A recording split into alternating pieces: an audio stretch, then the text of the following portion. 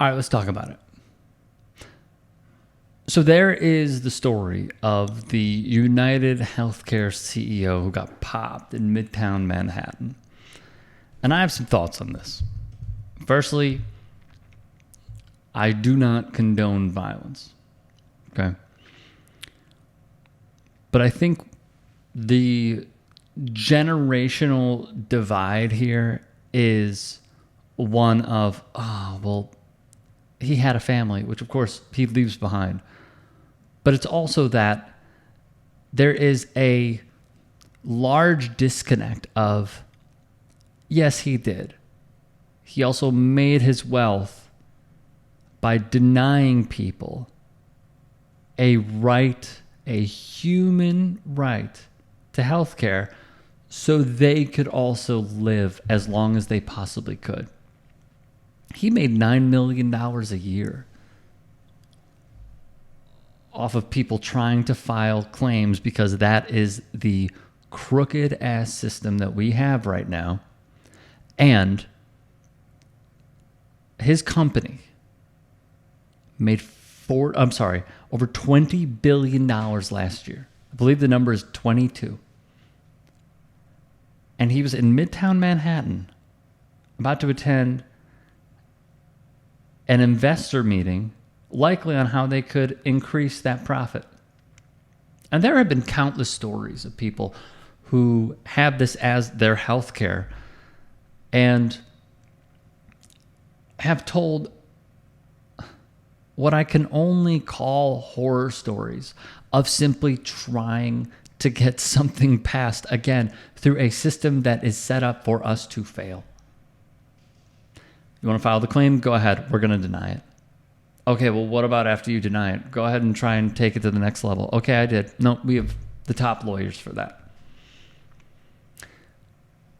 These agencies are killing people. Killing. And I'm just going to tell you a very quick story. All right.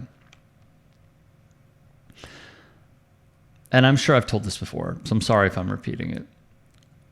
When I was younger, I was fine.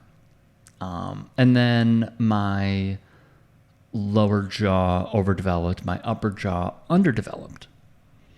And we knew, I was a case study in the state of Illinois, what I was told, and we knew that I was going to have to get a major, 6.5 hour procedure at some point in my life. And if I didn't, it would lead to chronic health problems for me. And what they eventually went in and did was they took, I believe, 2 teeth out here, sliced the jaw, moved it back as far, broke it obviously, moved it back as far as they could, broke this jaw, part of the jaw, moved this as far up as they possibly could, to the nth degree that they could. And recovery obviously sucked. I was wired shut for about 8 weeks. Eating out of a straw, writing stuff on whiteboards and what have you. But what you're seeing is the end result. What my parents went through for me to get that surgery, when I would come home from school, a job, was them on the phone fighting almost every day with insurance. Every day. And this was a procedure that would have bankrupted. And they fought and fought and fought. And I have to reiterate, if I did not get the surgery, it would lead to serious health problems for me, namely with my head, because of the pain that it would cause me. But insurance fought tooth and nail on everything. And when I say everything, I mean everything. Because their case always is, well, this isn't necessary. This doesn't have to happen. Because they want to save money. They view us as a number. And that really pisses me off. And it should piss you off. And seeing the stresses on the faces of my parents, knowing that they are working really hard in order for me to just be better later on. Bullying aside, but feeling better later on.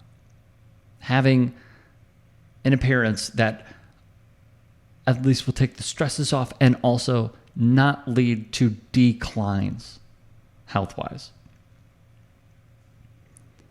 And eventually, fighting and fighting and fighting, they reached a certain number. But the fact that my family had to go through that is horrendous. The countless calls, the things that we know are necessary, they say and gaslight us into thinking that we're crazy. But then I see others, of course. And again, this is just one small example. It's not about me. It is about where we are as a society. That these people are denying claims and killing people in the name of profit. What part of capitalism is that? And that is why I am anti. And that's why many others, granted some who are the faces may not be, but I am anti at this network. I know others are as well. When do we finally have the coming to a certain realization that this ain't working? I saw recently Blue Cross Blue Shield wants to limit the amount of time that someone can be on anesthesia. Some TikToks are out there. They're hilarious, I'm not going to lie, because they're making light of a certain situation. Before I did this clip, I saw that they revoked it. I wonder why. It's because people are angry. People are upset. People realize the amount of medical debt that they have, they will never be able to pay back.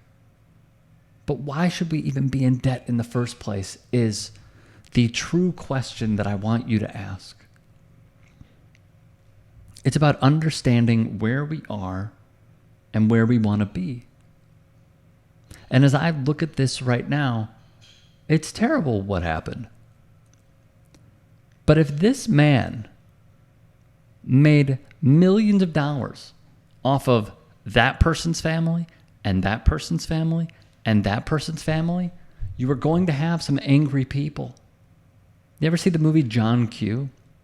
Denzel Washington played a father whose son badly needed a transplant. And he saw the medical bills and he did not know what to do. And if you haven't seen it, watch it this weekend. Get your popcorn, everything. It's great. He locks down the hospital, takes everyone hostage at gunpoint, but then he starts to explain why he's doing it. And the hostages realize, oh, I get it. I get it. And he gets it done. No, I'll let you watch the rest. Think about why people are put in these positions. What drives them to a certain degree of anger. You know, there are even some on this network who rail about crime. Why do people commit those crimes? Is it because they're sick in the head? Maybe some. But maybe others, it's because of the systems that were put in place to bog them down, where they have to, unfortunately, result to a life of crime. Well, what if there was that safety net? I don't know, a golden parachute that a lot of CEOs like Brian Thompson get. What about socialist practices that certain sports owners get and business people get when they receive taxpayer funds? What if that were to be distributed to the people and they were to have that sort of comfort? They didn't have to worry about medical debt. They didn't have to worry about making another payment in order to save their life or the life of a loved one. When you are desperate and put in those positions, you will do almost anything. So yeah, I have sympathy for his family. I don't have sympathy for how he made his money and how his family lives in $1 million houses. Because what they did was take advantage of people. They took advantage of people over and over and over again. And I have no damn sympathy for that. And you shouldn't either. We should be thinking about how we would, of course, unite from left to right and realize the true root of all evil is money in politics and how it doesn't have to be this way.